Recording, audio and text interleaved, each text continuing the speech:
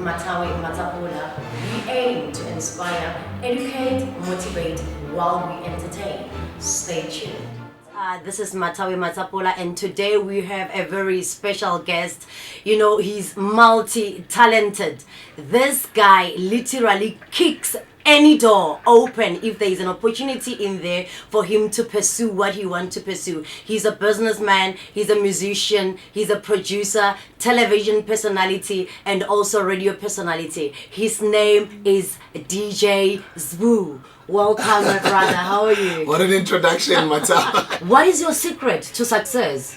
Number one, I just want to thank you and I want to congratulate you. You know, we would love to see you on our screens. I think you're very talented and beautiful, of course. I think I'm really an ambitious person. I think when I set my mind to doing something, I get it done. I think I'm one of the hardest working people I know. Actually, I think I'm the hardest working person I know. I think I'm inspired by my daughter. I think I'm inspired to contribute and make change in this country. I think I don't know when I'm gonna, die. And I really have to make sure that I build my legacy so that my daughter is able to benefit off of it. But I also put my name in the history books in this country. So I'm inspired by that. I'm really, really hungry. I'm really hungry for success. Tell me, does the word failure exist in your vocabulary? I posted something on my Instagram the other day and I said, it's only failure if you don't get up and try again. But if you get up and dust yourself and and go back and use different strategies and learn from your mistakes, I think it's not failure, because I've failed a lot of times. I've failed more than everybody that I know because I keep failing, but I fail forward, as a lot of books would say, or a lot of motivational speakers would say, you fail forward. But if I haven't attempted something, I'm not gonna let anybody tell me otherwise. I'm gonna go and approach it, and I'm not gonna be afraid of failure. I think a lot of people are afraid of failure. The word fear and the word failure, that's what a lot of people are afraid of, and they're afraid of what people are gonna say. So unfortunately, fortunately for me, I'm not one of those people. But yes, I'm a human being. When I was younger, when I was coming up, I used to also be afraid of abantu bazotini, Yes. But I no longer have that abantu bazotini syndrome, So failure doesn't scare me. I fail a lot of times. I fail forward, and I'll probably still continue to fail, but I learn from my mistakes and I get up and I try again. I think mentally I'm very strong, and I think I'm going very, very far in my career. You mentioned your daughter. How has she changed you? But I think just like any other parent, we speak fond of our children. They humble us. They teach us a lesson about selflessness. They teach us not only concentrate on ourselves, to start thinking about this individual that you've brought on earth. And I think that's the reason why I'm running projects that I call legacy projects, where it's no longer about myself. It's no longer about that nice car again. It's no longer about that nice house that I want. It's no longer about clothes.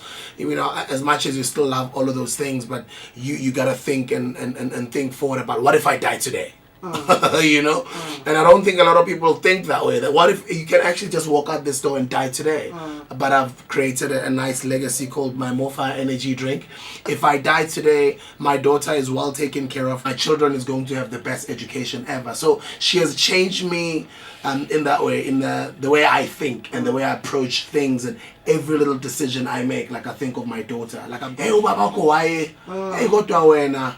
Ubaba ko waye, and she's got pressure of, the dad was once, or maybe the dad is a has-been, and it's a disappointment where, she feels my dad could have been even better, but my dad maybe lost it all, or he messed up, and that's what I don't want for my daughter. Would you support your daughter if she wanted to be in the music industry as a career?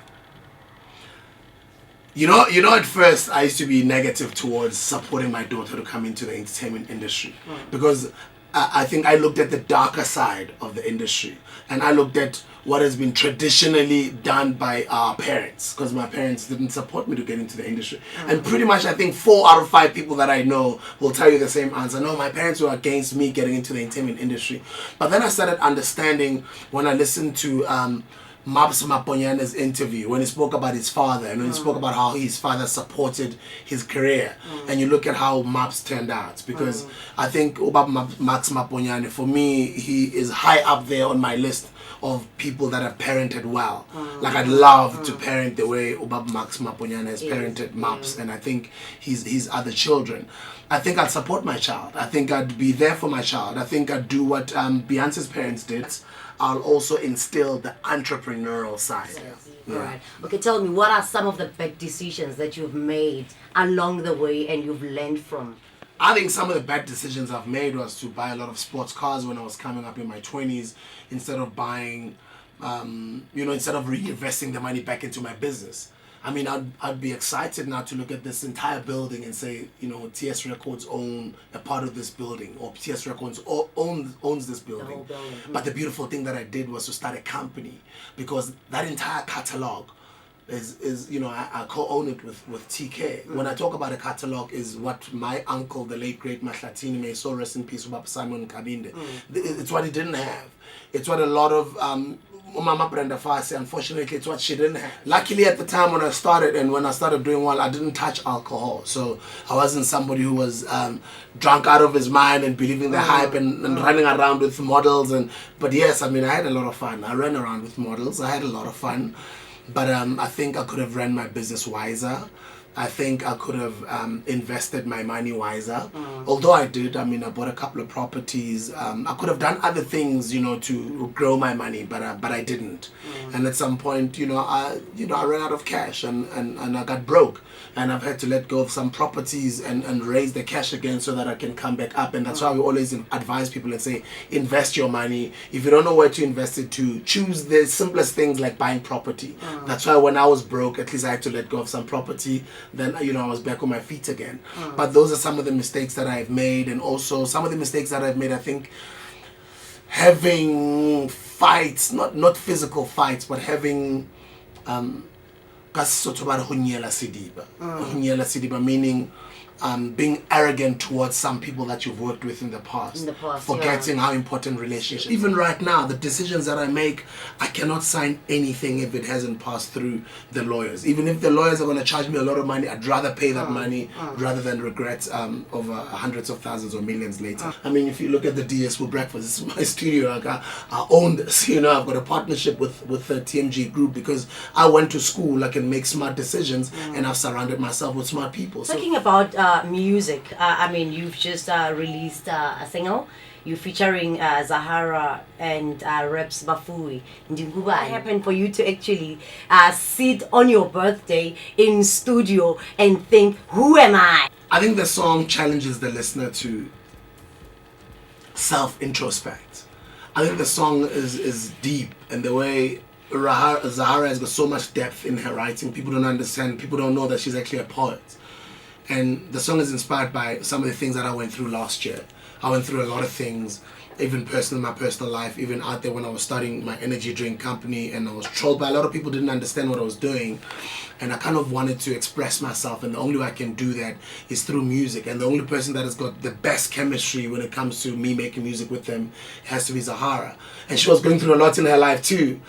And I had been away from the music industry for a couple of years, and I was focusing on my foundation, Leadership 2020 and More Fire. That I was like, I want to make music when I'm inspired to do so. Luckily, I've made a couple of revenue streams of income for myself that I don't have to make music for money. A lot of artists just have to make music because they have to get paid. But I'm not one of those people. So when I get to make music, it has to be music that is meaningful for my fans. It has to be music that is, potentially becomes a classic or speaks to people out there and changes people's lives. I'm not making music to try and get a hit record so I can jump around in stages and make money. But so this song was inspiring for me. I actually wanted to make it last year. She didn't have time. We didn't make this track last year. She gave me a call during the week of my birthday, a couple of days before. She said, what are you doing on your birthday? I'm like, I don't know. I'll probably be in studio. I'll probably spend it with some kids or whatever. She's like, let's go into studio. You've been asking for that song. You've been asking for us to express what we went through. And I mean, I went into the Metro FM Awards and I promoted my energy drink. I got fired out of Metro FM. Apart from getting fired out of Metro FM, we got honored by Forbes.com, Forbes in the US, and we became one of the 3 African beverage companies that are making strides on the African continent. And then I shared that link, and then I was excited to my followers and congratulating me and so forth. And one of them put me on the cover of Forbes, created a cover, an artwork cover. And then I shared that cover as well. I liked it, that it was so well done. And the Forbes Africa people they wrote a press release to say that they've got nothing to do with that cover, because at the time they were working on a Mr. Aliko Dangote's cover, and also they are under a license from the United States. They can't do anything that either infringes on their copyright activities legally and so forth. But little did they know that I didn't make that cover. It was one of my followers, and I embraced it though. And it's interesting because social media also challenges government to change certain policies and laws, because there wasn't a law that says if I retweet it or I repost it or I make it my profile, even if I didn't make it, there wasn't a law that says I'm implicated, So it created that interesting conversation. So they wrote a press release that says I've got nothing to do with it. I faked a cover, and then all the other newspapers ran with it. So I was on the front pages. Smooth fakes a cover. He puts himself on the front page of Forbes, and a lot of people were trolling me and that type of stuff. I mean, I don't have a problem getting trolled. I've been in the industry forever, and I've been popular forever. I'm used to people sending negative remarks about either myself or my work, and then that's not a problem. I'm fine with it. But I was even finer the fact that everybody was talking about my drink. I wear my brand. This is a MoFi t-shirt, by the way. I dress my brand, YMZ. I'm branding, and I always say to people say, some people say you're an ass. And I say, of course I'm an ass, ASS. Always sell something. I'm always selling. And that's what Americans do. And if we don't learn from them, how are we going to become entrepreneurs that the government is encouraging us to be? Because entrepreneurs are the ones that employ people. I mean, imagine how many of thousands of people I'm going to employ with this thing. How many kids I'm going to educate with this thing, the legacy I'm going to live, and how many other young kids that I'm going to inspire to start their own businesses and show them that it's possible.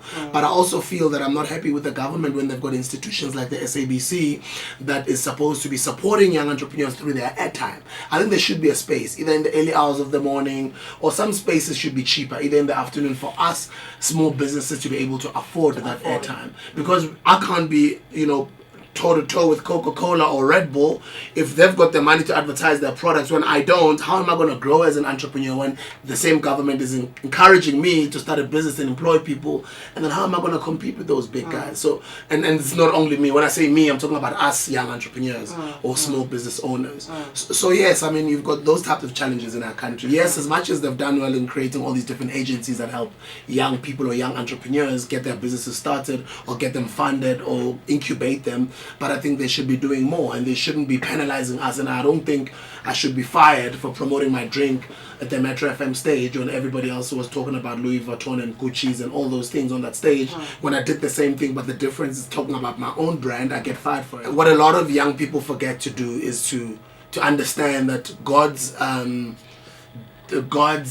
delay is never a denial.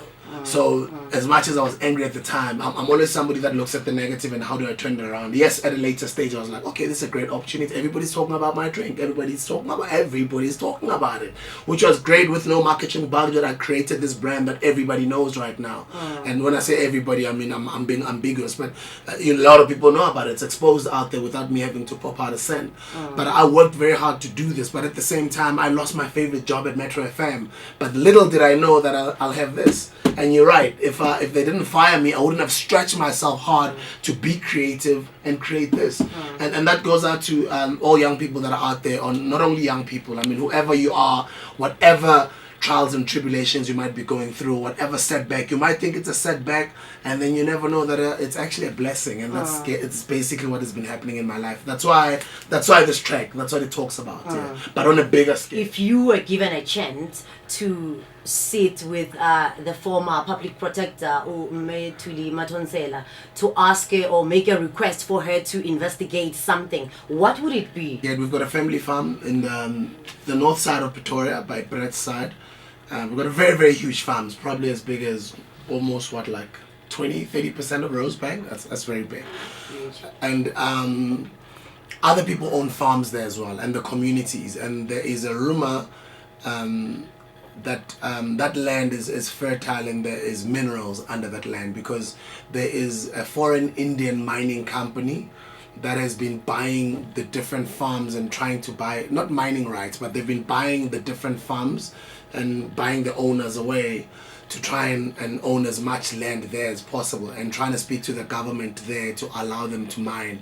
But then there's the rest of the other farmers and the owners of the land like us, whom we haven't agreed to, to sell off our land to them. So I'd like to get the public protector to investigate if there is really minerals underneath our land, and if there really is, to make sure that the owners of all of that land and the communities, because most of the people that live there are poor people. They've got huge land, but they're very poor people. And most of them are convinced to just sell off their land for just 100,000 rands, for just 50,000 rands. You know, I'd get the public protector to go investigate that case, see if there's minerals underneath there, and see if people are not being done wrong. All of the communities, all of the people that own land in that space. Because we would like to know, you know, if there is minerals, would like to know if there's a mining company that's interested in getting us, selling them their our land.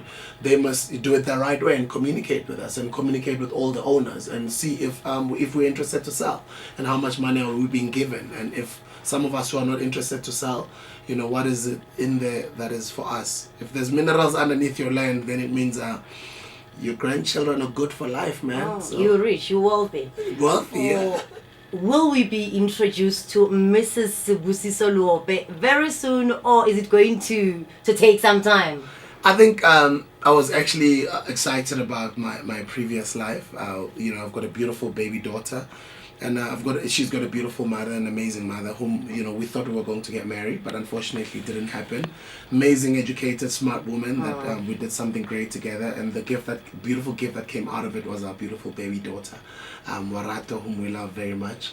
But you know, when you get out of one relationship, for you to move on, I don't think other people do get out of one and get married immediately on the next one, but I'm not those type of people. So I really have to work on myself, have to work on fathering and becoming an awesome father. And when the time is right, I'll probably meet, you know, Mrs. Right. And just like you know, she was Mrs. Right, and unfortunately it didn't happen. So when the time is right, it'll happen. I'm not those people who are in a hurry to get married. That was DJ Zbu. Thank you very much for joining us. Thank you very much. God bless. Thank you.